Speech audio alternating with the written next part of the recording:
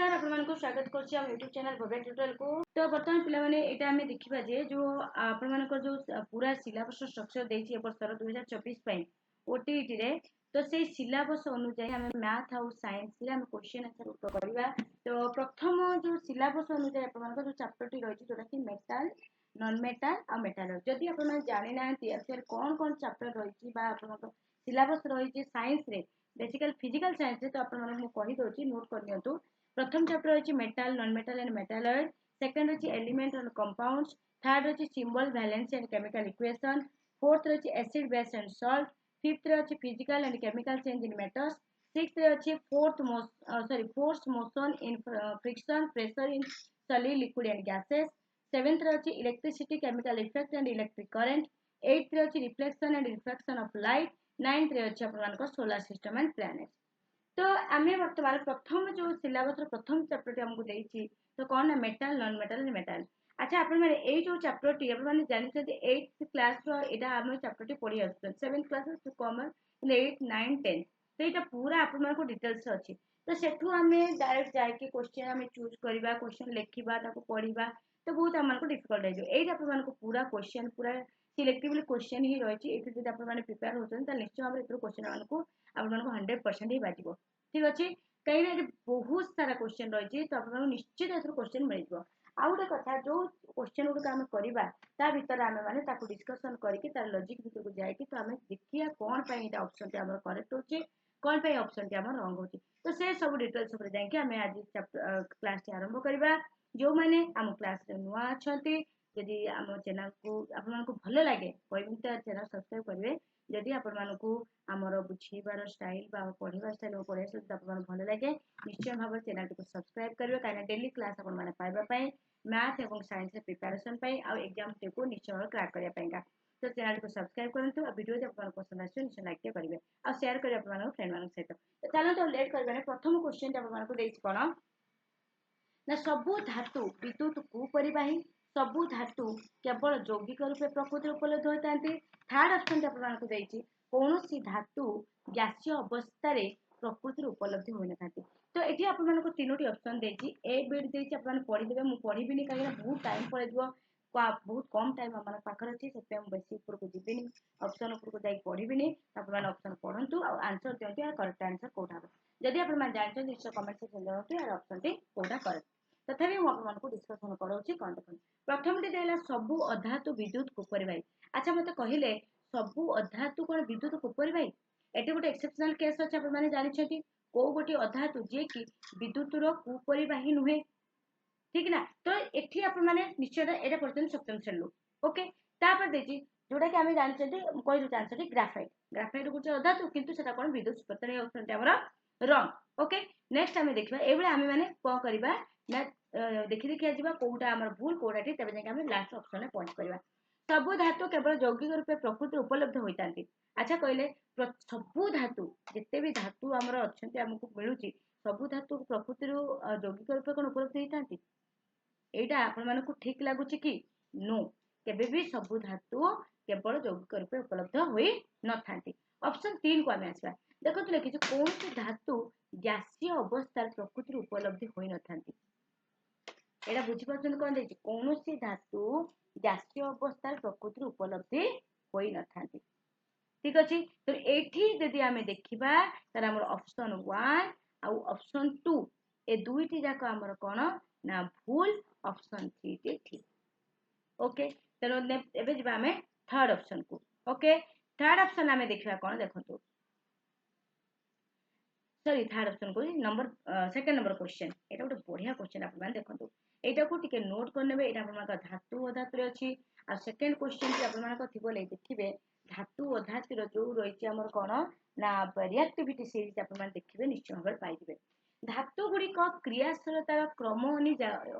अनुଯାयी क्यों ओमटी ठीक आप माने ए बी सी डी चारोटी ऑप्शन देखुछन्ती। अच्छा एठी गोटे आप माने जानि छन्ती 10th क्लास रे धातु अधातु चैप्टर आप माने खोलिबे जो मन पाखर 10th रे बुक अछि तो भलो कथा साइंस रे physical book physical science book जदि नाही मु कहि दउछि देखो प्रथमे जदि आमे रिएक्टिविटी सीरीज रे जिबा पिला माने तो प्रथम सबुठारु क्रियाशील धातु सब अधिक प्रतिक्रियाशील धातु अछि केना पोटेशियम तापर आमार आछो सोडियम तापर आसीबो हमर होची बैरियम तापर आसीबो कैल्शियम तापर आसीबो अपन मानकर मैग्नीशियम तापर आसीबो एल्युमिनियम तापर आसीबो जिंक तापर आसीबो अपन मानकर फेरम तापर आसीबो निकेल तापर आसीबो टीन एमती हे कि लास्ट हमर आसीबो कोन सुना ओके सुना तापर बदे प्लैटिनम रही तेमती किंतु आमको ये जो ऑप्शन देछि पिले देखंतु देछि सोडियम सोडियम होची कम रिएक्टिविटी कॉपर ठू अच्छा कहले सोडियम कौन कॉपर ठू कम रिएक्टिविटी केबे भी नुहे सोडियम होची हमर कॉपर ठू ठीक अछि अधिका रिएक्टिविटी हेता ये भी हमर ऑप्शन ठीक नो अच्छा हमें बी बिट को जीवा बी बिट कहीं हमने देख साइलेंट सीरियल अनुसार पोटेशियम फास्ट अछि तापर सोडियम हमर माने बेसिक क्रियाशील धातु ओके तो यार ऑप्शन टी मते लागुची बी बिटा ठीक हबो कहीं देखो प्रथम हमें देखो लिखा है एयू मतलब आयरन आयरन सबठू कम क्रियाशील तापर कॉपर कॉपर अछि अच्छा कॉपर पर देखो तो मैग्नीशियम मैग्नीशियम एठी हमर चतुर्थ सीरियल रे रही ठीक अछि यस कॉपर टू मैग्नीशियम क्रियाशील मैग्नीशियम अधिक क्रियाशील अछि सोडियम यस करेक्ट तेनो ऑप्शन बी हला करेक्ट आंसर ओके एबे हमें जीवा को बिट को सी बिट को सॉरी भगवान खाली सी बिट को नंबर 3 क्वेश्चन को ओके नंबर 3 क्वेश्चन देछि केउटी एको एलॉय नुहे अच्छा आपण माने समस्त जानि छथि एलॉय कोन पढि छथि कम से कम मने थिबो मने थोइछ तथापि जदि मने नाही ताले मु कहूची सुनतु एलॉय कोन ना ये होची गोटे मिक्सचर जोटा कि कोन हिताय दुई रु अधिक मेटल मेटल बा हम कहबा मेटल एवं नॉन मेटल सहित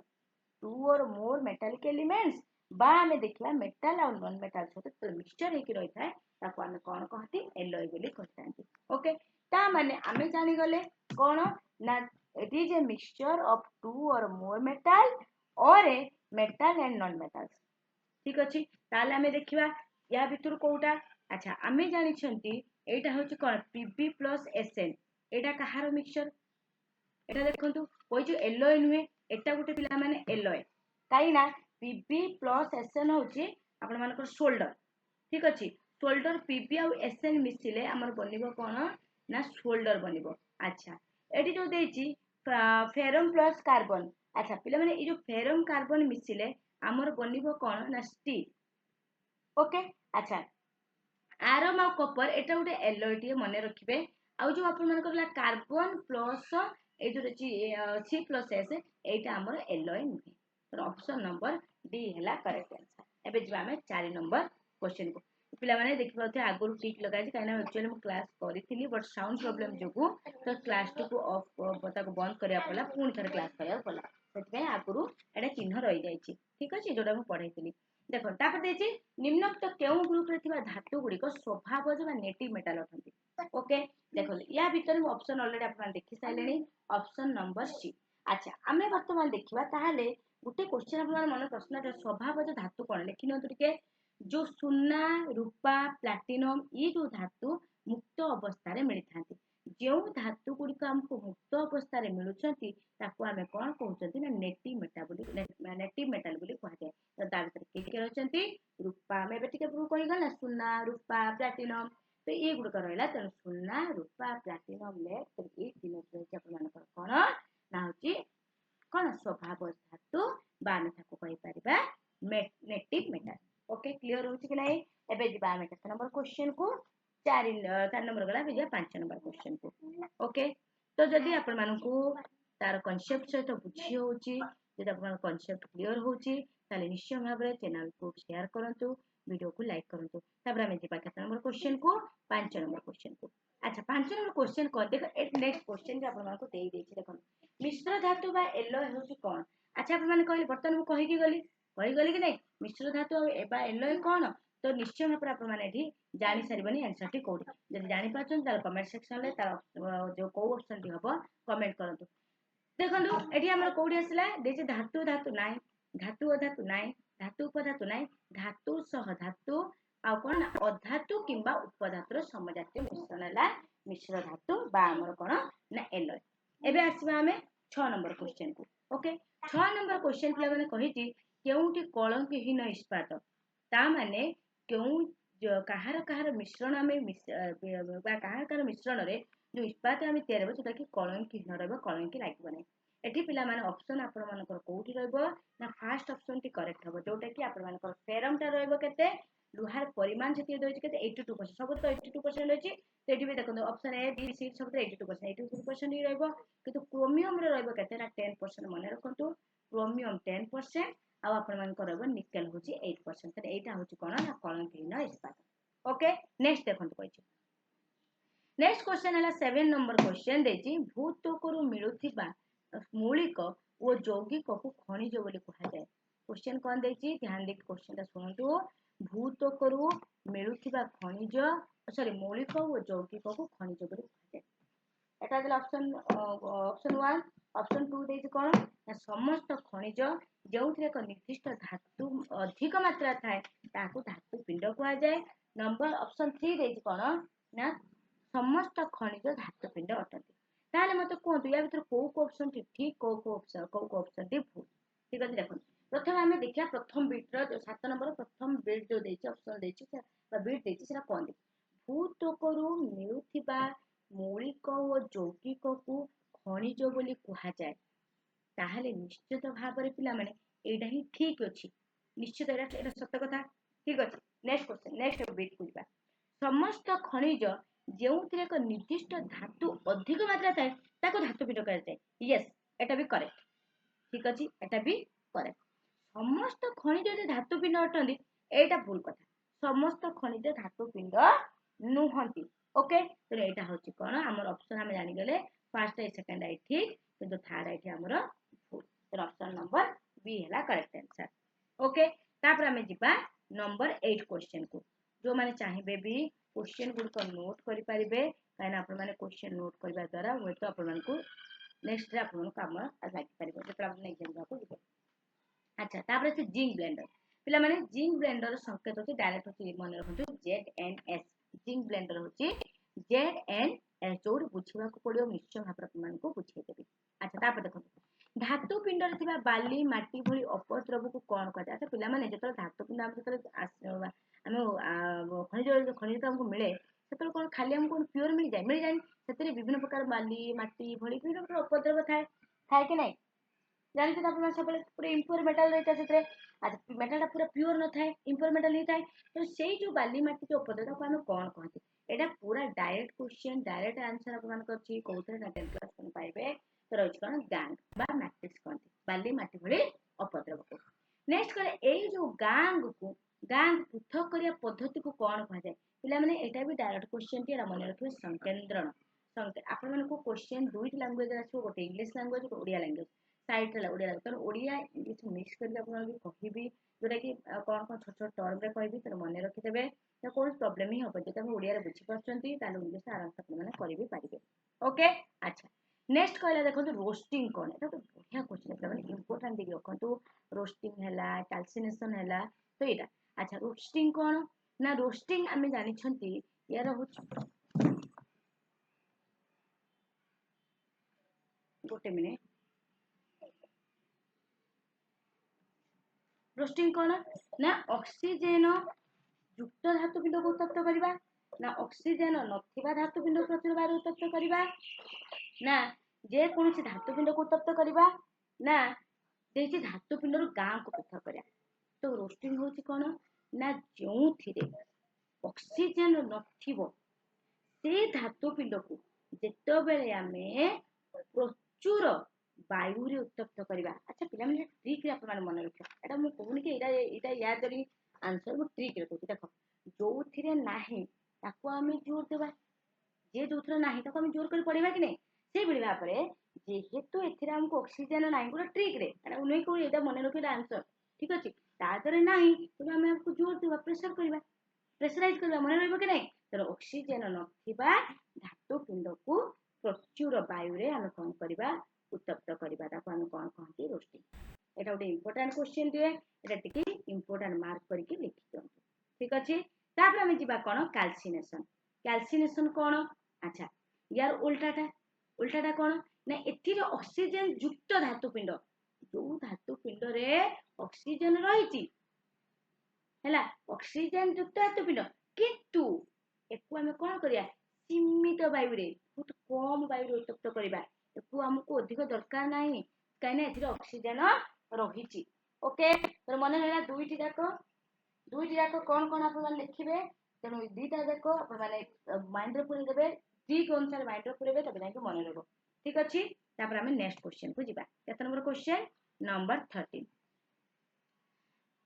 आपण माने भी निश्चय भाव में कमेंट रे आंसर लिखंतु आ जदि आपण मानको बुझी होची ताहले कमेंट रे कहंतु कि हां बुझी होची बोल बस एतिकी मते दरकार आ दरकार नै चैनल को सब्सक्राइब कर दियंतु वीडियो को लास्ट तक देखंतु कौन जदि आपको किसी प्रॉब्लम होगा निश्चय भाव माने जणा। अच्छा तापर दे देखो निम्नोक्त केउटी धातु पिंडर संकेंद्रण पद्धति पिला माने ई समस्त जाक संकेंद्रण पद्धति रे ठीक तळ भासमान माध्याकर्षण संकेंद्रण पद्धति चुंबकीय पद्धति ठीक अछि केउटी धातु पिंड संकेंद्रण ई सब जाक ठीक ना रामे लिखि दबा कोन उपरोक्त समस्त। ओके तापर नेक्स्ट क्वेश्चन दिबा में नंबर 14 क्वेश्चन को नंबर 14 कोन दे देखंतु धातु पिंडरू गांग को पृथक करिबा पद्धति धातु पिंड और सेति रे थिबा गांग मध्यस्थ भौतिक और रासायनिक गुणर पार्थक्य पर निर्भरशील। अच्छा एठी मध्ये हमको तीनोटी पॉइंट देत ना राइट। ओके चलो देखो प्रथम पॉइंट आपण माने कहले निश्चय भाव में जेतरा हम धातु पिंड को आमे खंडा में आनुछंती तला ताको तादे भीतर गांग तो पृथक निश्चय ता भीतर रासायनिक प्रकृति केमिति अछि से रासायनिक गुण कौन अच्छी एथिरे भौतिक गुण अच्छी दीटा पर पार्थक्य पर ही निर्भरशील तेणु आम यार पार्थक्य देखिले ही आम कौन क्या अधिक परिमाण कौन दरकार क्या कम परिमाण ताप दरकार कि कौन कौ प्रक्रिया आम अलग करवा तेणु ये जो जिनस गुड़िक निश्चय भाव में भौतिक और रासायनिक गुण पार्थक्य पर ही निर्भर करुँचा ठीक कथा भूल कथा नुहे। ओके कही सल्फर और कार्बन भली केतेक अधातु प्रकृति मुक्त अवस्था मिलता है। अच्छा कहले पे माने सल्फर और कार्बन भली केतेक अधातु कौच प्रकृति मुक्त अवस्था मिलता है यहाँ आप कहले एटा ठीक ना भूल कौन भावुंट मैंने मतलब कमेंट रे कहतु तापर मुझे कहूँ ठीक अच्छे। अच्छा तापर कही धातु मान मध्य सीसियम और गैलियम धातुर गलनांक सर्वनिम्न ये जो आपण मैंने देखिले थर्ड पॉइंट आपको कौन कही ना धातु मान मध्य सीसियम और गैलियम ये जो दीटा धातुर गलनांक हूँ सर्वनिम्न तेणु आम देखा यार हूँ कौन ये ठीक कथा कही कहीं या पर क्वेश्चन निहाती अच्छी से पढ़े सीसियम और गैलियम कथा पढ़े आप जापर गलनांक सर्वनिम्न ये क्यों कार्य को नियोजित कर निश्चय जापर ठीक अच्छे। तेणु ये ऑप्शन ये जो क्वेश्चन टी आम देखा तीनोटी जाक ऑप्शन ठीक अच्छे ठीक अच्छे। सल्फर कार्बन भाई धातु प्रकृति मुक्त अवस्था मतलब ठीक कथा तेणु गांग को पृथक करने मानकर निर्भरशील होता है कौन ना भौतिक और रासायनिक परिवर्तन पार्थक्य पर निर्भरशील होता है। ओके आम 15 नंबर क्वेश्चन को ओके 15 नंबर क्वेश्चन पे देखो लिखा जाए पारद एक तरल धातु हेले निम्नोक्त क्यों पद्धति ताप संचरण कर डायरेक्ट क्वेश्चन पे मन रख पूरा बुक लिखाई परिवहन। ओके तापर आम जा 16 नंबर क्वेश्चन को 16 नंबर क्वेश्चन कही देखा 16 नंबर क्वेश्चन कौन अच्छे 12 नंबर क्वेश्चन देख सीना बार क्यों धातुर बढ़िया क्वेश्चन पिला माने निश्चय मन रखिए बोली मोर आशा सीना बार क्यों धातुर ओर सीना बार होची आमर पारद ठीक अच्छे पारद धातुर ओर। ओके तेणु आउ गोटे कथा मुझे जनइबी सीना बार जो कहले आम पारद धातुर ओर बोली सीना बार संकेत कौन को माने जानी पिला माने कहि परिबे कि यदि जानी कमेंट सेक्शन निश्चय जनातु तो सीना बार संकेत होची कौन ना HGS आपण माने जदि कमेंट करूछंती लिखुछंती पढ़ला बेत लिखि करनांती जदि कमेंट भी करूछंती ताले भी आपनकर मन रखि जो निश्चय भाव HGS। ओके गैलेनार संकेत कितरा संकेत मन रखंतु गैलेनार संकेत कौन तो गैलेनार संकेत आपण चारोटी ऑप्शन देछि निश्चय भाव आप श्योर हो सारे गैलेनार संकेत हूँ कौन PBS कहीं HGS तो सीना बार पड़ेगा ये तो गैलेनार संकेत नुहे ये तो कैल्शियम कार्बोनेट गैलेनार संकेत ना जानी ତେଣु यार कौन ना PbS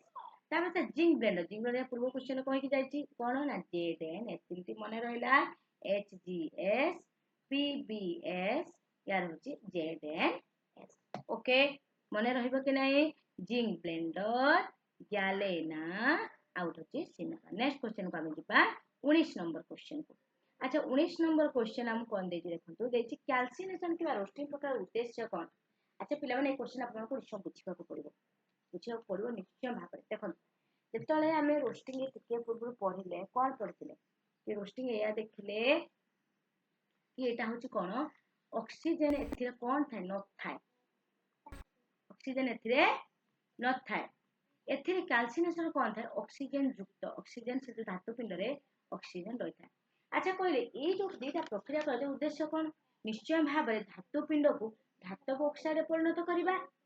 धातु पिंड को धातु ऑक्साइड परिणत करबा हमर लक्ष्य आ गुटे कहूची देखो धातु पिंड को विजारण उपयोग करे जेतर ऑक्साइड परिणत कर आपण माने एटा जो 10 क्लास रो अछि प्रथम चैप्टर रही रासायनिक प्रतिक्रिया और समीकरण से आप पढ़े चारण विचारण प्रतिक्रिया पढ़े तो जानीपारे जारण क्या कहुए ये आप जो लिखा जाए धातु पिंड धातु ऑक्साइड परिणत करा जगह मतलब बुझेले बता बहुत टाइम पड़ेगा तो सही आप पढ़ीदेवे निश्चय जानीपारे कि यहाँ ऑक्साइड परिणत करा माने कौन आउ ये जो विजारण उपयोग करा कहुए तार माने कौन ओके ये क्लीयर खाली एतिक हूँ जे धातु पिंड जिते गोटे जगह ऑक्सीजन नाही गोटे प्रक्रिया ऑक्सीजन युक्त धातु पिंड आउ जगह ऑक्सीजन मान नथिला धातु पिंड तार उद्देश्य हूँ कौन धातु पिंड ऑक्साइड परिणत करवा आ धातु पिंड को विजारण उपयोग करवा ओके तापर कहछि निम्नोक्त केउ धातु पिंड को रोस्टिंग प्रक्रिया रे विजारण उपयोग करबा बढ़िया क्वेश्चन देखो रोस्टिंग प्रक्रिया रे विजारण उपयोगी करबा ता माने कोन देखंतु जेहेतु आमे विजारण उपयोगी करबा तो आमे जानिछंती केउ धातु पिंड को करबा विजारण उपयोगी ता माने जेउ धातु पिंड रे आमे पढ़िले टिके पूर्व कि रोस्टिंग वाला रोस्टिंग कहा को जाय जेउ धातु पिंड रे ऑक्सीजन कोन थाए न थाए ऑक्सीजन न थाए ता माने देखंतु या भीतर कोउटा अछि ता भीतर ऑक्सीजन नाही ताको हम विजारण उपयोग करा आपण क्वेश्चन देखो तो जानि सारिबेनी ना तो यार ऑप्शन टी कोउठी ओ ऑप्शन टी हबो ना ऑप्शन नंबर ए पीबीएस ठीक ना अच्छा मते कहिले टिके पूर्व मु कहि गली पीबीएस काहर संकेत आपण माने निश्चय मते कमेंट रे जणांतु ओके एडा भी जानि पाले कि नाही अच्छा नेक्स्ट कहछि निम्नोक्त केउ धातु कैल्सिनेशन प्रक्रिया रे विजारण उपयोग करा जाय कैल्सिनेशन पर विजारण ताने जानतु एथरा आपण माने निश्चय कहतु मु कहिबिनी काइना मु कहि कि जायछि जेउ धातु पिंड रे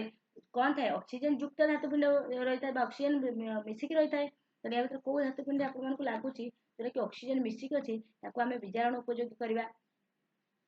जानि छरिए ना तो option number C ZnCO3 okay तापर हमें जिबा 22 नंबर क्वेश्चन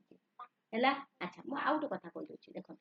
धातु पिंड रे यदि ऑक्सीजन न थाए ताले रोस्टिंग पद्धति रे तास ऑक्सीजन संयोग करा जाय ओके मने रहला कि नै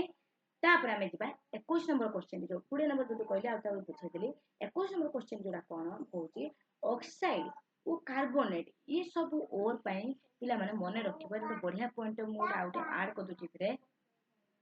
ऑक्साइड लिखि दियंतु तो नोट कर दियंतु ऑक्साइड किंबा कार्बोनेट एटा कोन थिला कार्बोनेट ना ऑक्साइड किंबा कार्बोनेट आदि ओर पई ए कैल्सिनेशन पद्धति कोन करा जाय उपयोगी करा जाय ओके तापर असला निम्नोक्त केउ प्रतिक्रियाटी भिन्न केउटा अन्य मानठु भिन्न निश्चय भाବରେ आपण माने जानि सारि देखंतु ऑप्शन पढंतु जदि आपण माने बुझिते ए पर्यंत कहली टिके जे जानिथे ता निश्चय कहि परिबे प्रथम ऑप्शन देखंतु 2GS + CO2 या सहित ऑक्सीजन संयोग करा जायछि सेकंड ऑप्शन देजे 2CO2s सॉरी 2C2S + CO2 एथरे मत ऑक्सीजन संयोग करा जाउछि थर्ड ऑप्शन टी देछि 2ZnS + CO2 या मध्य एथिरे ऑक्सीजन मध्य संयोग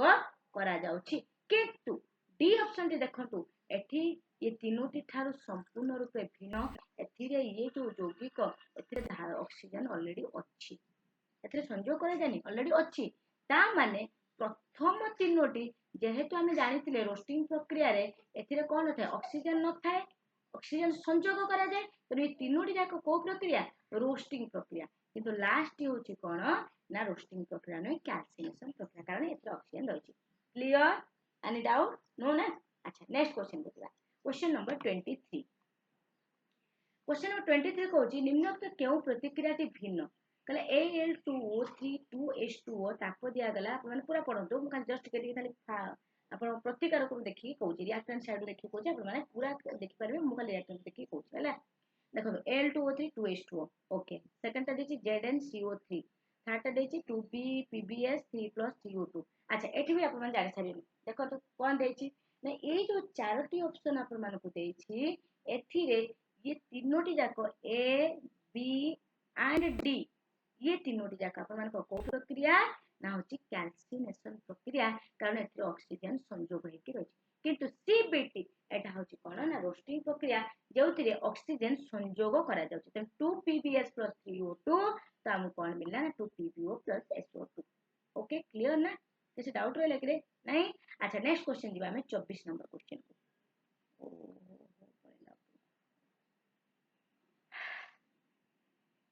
24 नंबर क्वेश्चन कहछि सिनाबारु मर्क्यूरी निष्कासन पाए निम्नलिखित केउ प्रतिक्रियाटी सठिक सिनाबारु आमे मर्क्यूरी निष्कासन करबा सिनाबार टिके प्रभु कहछि कोनटा संकेत आपण जानि छथि अच्छा सेतिरो आमे मर्क्यूरी की निष्कासन करबा ये केउ प्रतिक्रियाटी एथि पय आपण सठिक हबो देखंतु भला भाबरे क्वेश्चन पढतु जानि परिबे एथि ए जगह रे पिला माने ए दुईटी जाक प्रक्रिया हमकु करबा को पड़िबो ठीक अछि तो सिनाबारु मर्क्यूरी निष्कासन पाए गोटे होची कैल्सिनेशन प्रक्रिया आ रोस्टिंग प्रक्रिया दुईटी जाक प्रक्रिया हमकु करिया पड़ो तो देखो गोटे करा जाय छै कोन O2 संयोग करा जाय छै आ ओडी जगह ऑलरेडी क्षेत्र कोन छै 2H का हमकु मिलिबो ना 2HGO देखि बातो ना 2HGO ताप दिया गला हमकु कोन मिला प्रथमे 2HGS थिला जोटा कि सिनाबार को हमकु ऑक्सीजन पूरा डिटेल्स पूछे दो छंतु और सिनाबार थिला सिनाबार को हमकु ऑक्सीजन संयोग करिया पड़ला करते बीजाणु उपयोग करा गला पर हमको मिला 2HGO + 2SO2 मिला पुन 2HGO को ताको ताप दिया है कि ऑक्सीजन को हम कोन करा गला एत ऑक्सीजन ऑलरेडी थिला तो पता नहीं हम कोन मर्क्यूरी करा गला ऑक्सीजन अलग मिल गला मर्क्यूरी ठीक अछि तो एटा टोटल प्रक्रिया तन कैल्सिनेशन रोस्टिंग दुई जाक प्रक्रिया टी नियोजित होइछि यदि पचरा जाए ऊपर टी होछि कोन आपण मानकर रोस्टिंग तळटी होछि कैल्सिनेशन ओके आज पिला माने जतले बदे पीडीएफ सेटिंग करा जायछि 25 से 26 नंबर करा जायछि 40 नंबर जो कोई बात नहीं हमें बे एटा कहबा ठीक अछि देखो कहिछि एनोड कर्दम कोन एटा आपण माने पढिछन्ति निश्चय भाबरे भी 10th ठीक अछि लेखा जायछि देखंतो चारोटी ऑप्शन दिया जायछि वैद्युतिक विशोधन पद्धति रे विद्युत विश्लेषण द्रवीभूत होइतो अपद्रव एटा कोन एनोड कर्दम कोन ना एटा नुह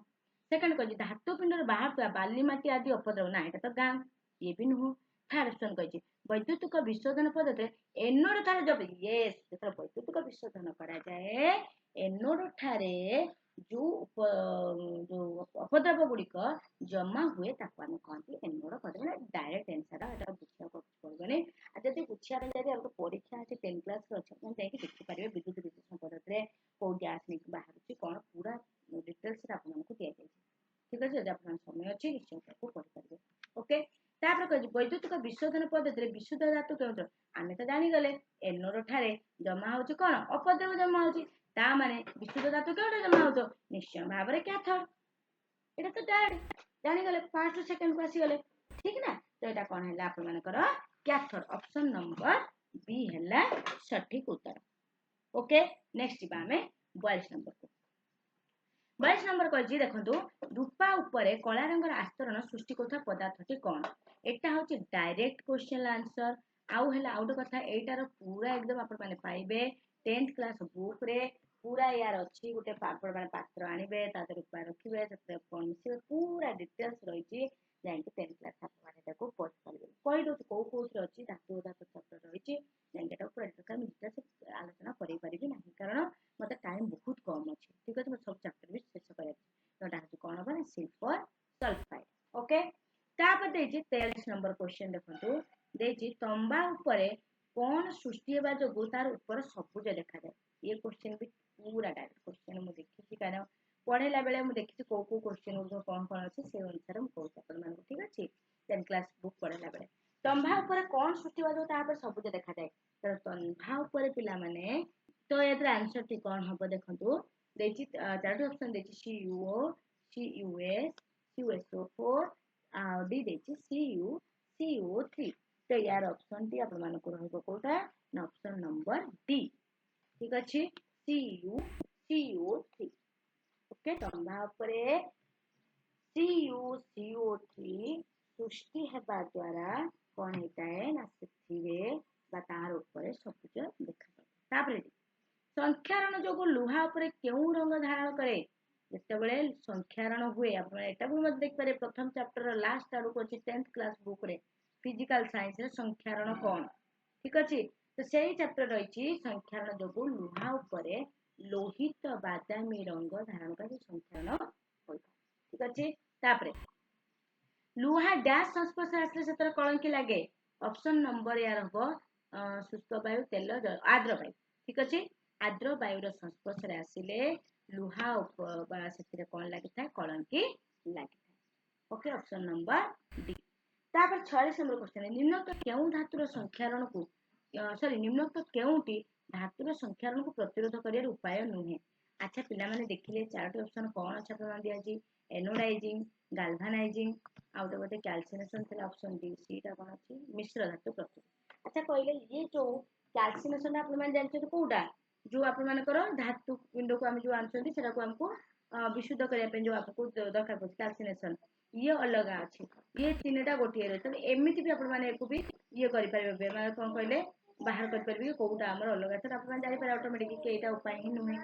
तो कैल्सिनेशन नुहे बाकी ये तीनोटी जाक उपाय रही ओके बुझिपारे कि नहीं अच्छा तब 47 नंबर क्वेश्चन 47 नंबर क्वेश्चन देखिए कौन ब्रोंज और पित्तल उभय क्यों धातुटी थाए ना बढ़िया क्वेश्चन है पे देखो ब्रोंज होची यार कौन कौन को धातु मिसिक होता है Cu प्लस Sn माने कॉपर प्लस टिन मिसिले ब्रोंज तैयार होता है अब पित्तल कौन तैयार होता है ना Cu प्लस Zn मतलब कॉपर प्लस जिंक मिसिले पित्तल तैयार होता है माने दीटा मध्य को धातु रही copper option number A correct answer okay अच्छा तापर देखो तापर क्वेश्चन 48 नंबर देछि ब्रोंज और सोल्डर उभय मिश्र धातु रे के उपादान टी अछि अच्छा ये जो मिश्र धातु रही ये दीटा जाक ब्रोंज भी मिश्र धातु सोल्डर भी मिश्र धातु तानी एथर केउ धातु उभय रही को धातु उपादान टी अच्छा मु एबे कहि कि गली ब्रोंज होछि कोन कहि गले कार मिश्रण कॉपर प्लस टिन Sn अच्छा सोल्डर ए पूर्व कहि कि जाइथिली कोन कहिथिली Sn प्लस Pp तामाने दीटार कोटा अछि Sn ही अछि तो ऑप्शन कोटा हबो ए ठीक अछि ना तो एलिमिनेशन प्रक्रिया को आपण जिके ना निश्चय भाबरे आंसर पाइबे कोन कोन अछि कोन कोन नै तो डिटेल्स को बुझी देबे देखि ओके तापर हम दिबा नेक्स्ट क्वेश्चन को बुझी होछि कि नै रे जदी आपण देखंदो एबे तो एग्जाम ही देबे ना तो पूरा डिटेल्स को जाइते बहुत टाइम लागे मते बुझीबाको माने पूरा क्लियर कर तो कहले निहाती 3-4 मास दरकार पूरा ठीक है ना खाली आंसर कहि दे जाउछि आपण टिके देख कहि दोछि बेसी तो बुझी पाबो टिके देखले आपण का डाउट क्लियर कर दोछि ओके तापर हम दिबा